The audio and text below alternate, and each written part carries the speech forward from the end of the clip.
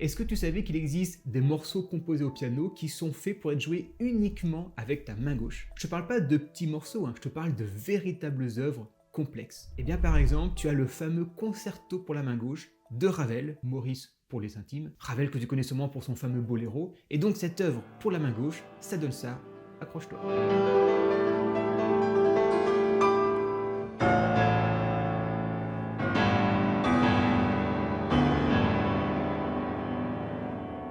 Et tu vas peut-être te dire, oui, Ravel il a fait ça, voilà, il a voulu se faire un petit délire, concerto main gauche, mais c'est un cas isolé. Pas du tout. Je peux aussi te citer Scriabine, avec l'opus 9 numéro 1, ça décoiffe.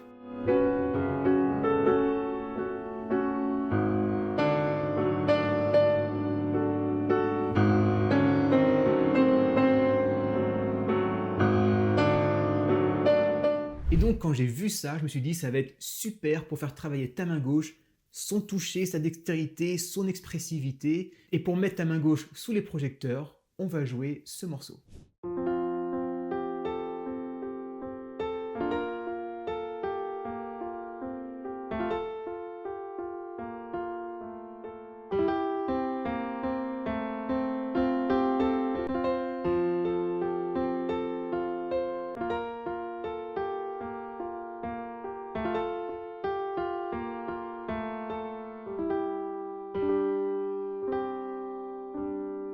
Bien sûr, tu as reconnu le morceau. Et je t'ai fait deux versions. La version intermédiaire qui est celle que j'ai jouée. Je t'ai bien sûr fait les partitions.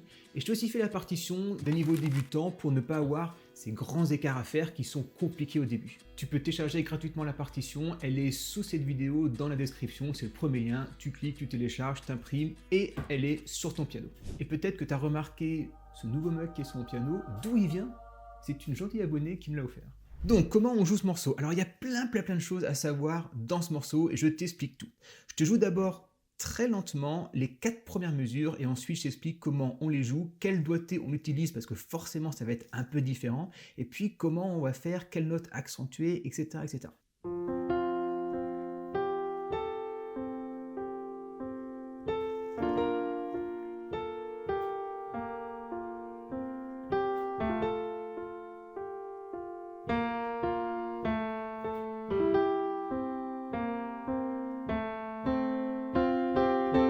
Et là ensuite, c'est les 4 autres mesures. Déjà, ce qui est hyper important, c'est de trouver le bon doigté. Alors je t'ai mis un doigté, par exemple, si on prend la mesure 1 qui fait ça.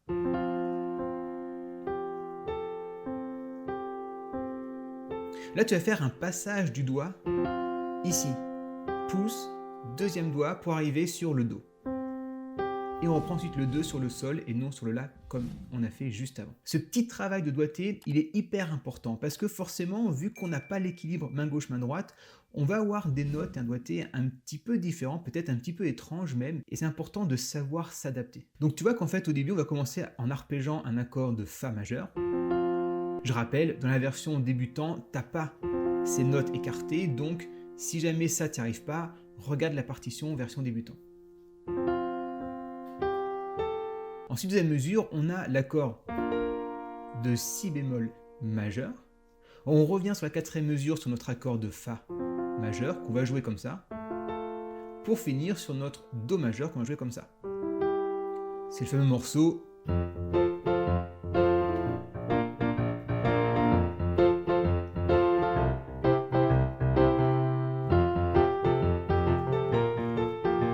Mais tout ça compacté dans une main. Donc la première chose que tu vas d'abord travailler, c'est simplement les premiers accords en arpège. Donc juste les premières notes de chaque mesure. D'abord ça, puis deuxième mesure, celui-là, troisième mesure, celui-là, et quatrième mesure, celui-là. Avec bien sûr beaucoup de souplesse dans la main pour arpéger. Tu pourrais ne pas arpéger, mais ça va donner un côté un peu moins tranché et linéaire au morceau que si tu plaquais les accords. Veille bien quand tu le joues être très régulier. Parce que comme le doigté n'est pas forcément évident, il se peut que tu ralentisses pour le chercher. Et donc, veille à le travailler pour qu'il se déroule petit à petit. Ça, c'est la première étape. savoir jouer techniquement ce morceau, les bonnes notes, le bon tempo, la bonne fluidité. Maintenant, et c'est ça le plus intéressant, c'est qu'on va mettre de la nuance et de l'expressivité. On va faire ressortir la mélodie. Et ce qui va être très intéressant, c'est qu'on va faire ça avec une seule main. En général, on a une main, la main droite, qui va jouer un peu plus fortissimo pour ce genre de morceau, pour faire ressortir la mélodie, et la main gauche, l'accompagnement un peu plus en retrait. Là, ça va être tes doigts au sein de la même main qui vont devoir faire ce travail de un peu fortissimo, un peu pianissimo. Donc pas de panique, au début c'est un peu difficile, c'est normal, c'est juste qu'on n'a pas l'habitude et c'est tout l'intérêt de cet exercice. Donc tu peux voir sur la partition simplifiée, je t'ai mis les notes en bleu. Je te joue les deux premières mesures en accentuant volontairement un peu plus que de raison la mélodie pour bien que tu vois comment on équilibre ce morceau.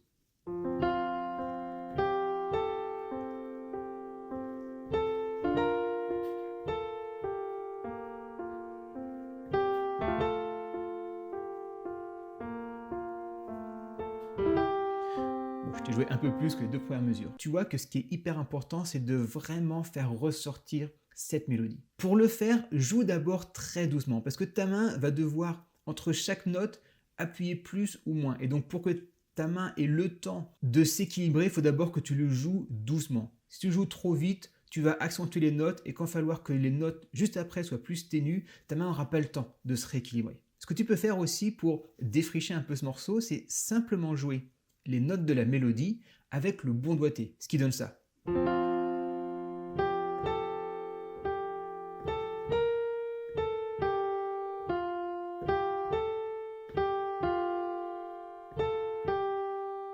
Pour bien que tu entendes.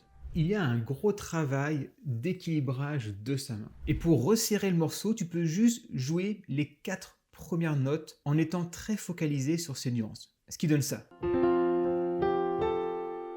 Tu vois, je le refais. Écoute bien que le Do que je joue là, la deuxième note, on l'entend quasiment pas.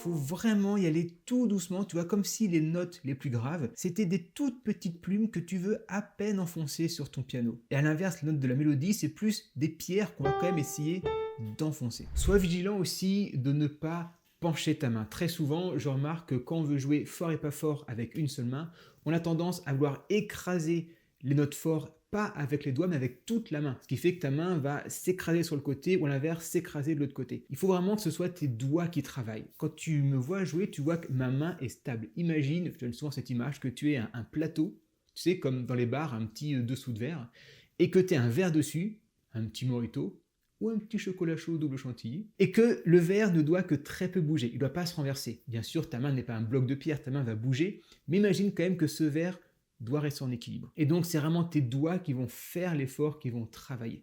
Toi, ta main, au final, tu as les doigts qui peuvent parfaitement travailler comme ça. Et ta main n'a pas besoin de faire ça. Petit point de vigilance, la 4e mesure, on utilise les doigts 3, 4, 5. Je sais que c'est des choses que les pianistes n'aiment pas trop. Donc, je te montre ce que ça donne.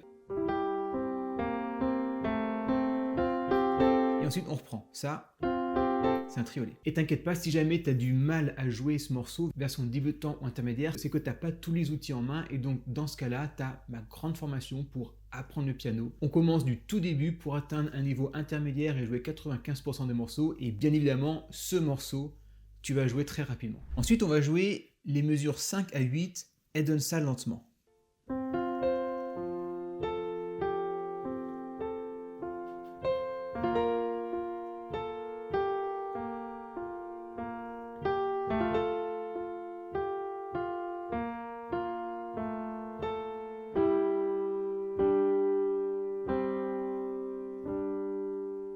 Là encore, d'abord, travaille bien tout doucement en ayant un rythme constant.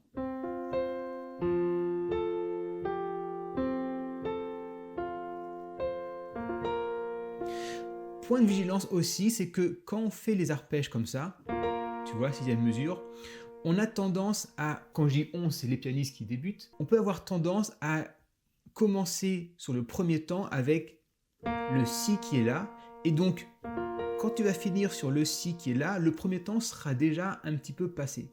Or, ce qu'il faut, c'est que ce soit cette note qui arrive sur le premier temps. Ce qui veut dire que quand tu vas jouer cet arpège, il faut que tu le commences un peu avant le premier temps pour que on arrive pile poil sur cette note sur le premier temps. Regarde bien, je te fais les deux mesures 5 et 6 à nouveau. Regarde bien quand je te fais cet arpège. Tu verras que le temps tombe sur celui-là. 1, 2, 3, 4, 1. Tu vois? 1, 2, 3, 1, 2, 3. Et non le 1, 2, 3. Parce que si le 1 tombe sur celui-là, ça va être décalé et en fait la note cible, c'est celle-là. C'est celle-là la mélodie. Ces deux notes-là, pour l'arpège, c'est un agrément, si tu veux, un remplissage pour donner un peu plus d'harmonie au morceau. Petit point aussi à la mesure 5, tu vois que la main fait une basse un peu plus loin.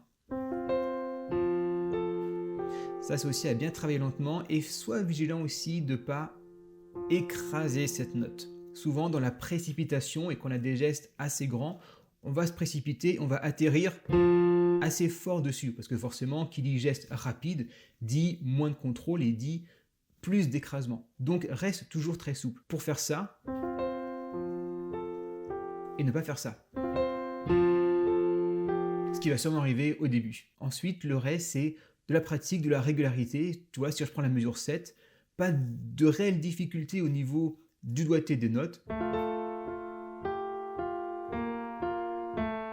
Un écartement quand même ici, et on finit par 4 accords.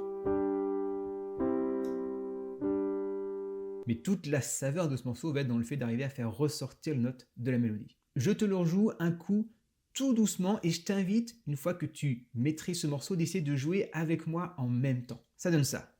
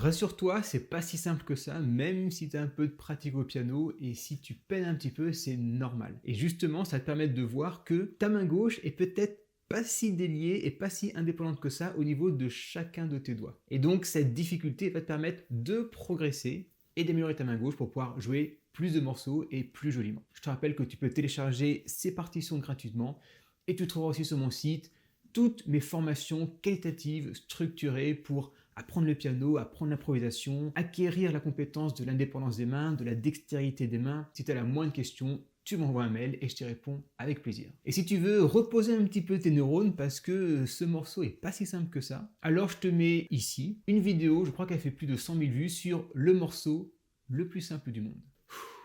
Petit moment de détente pour tes neurones et de plaisir pour tes oreilles.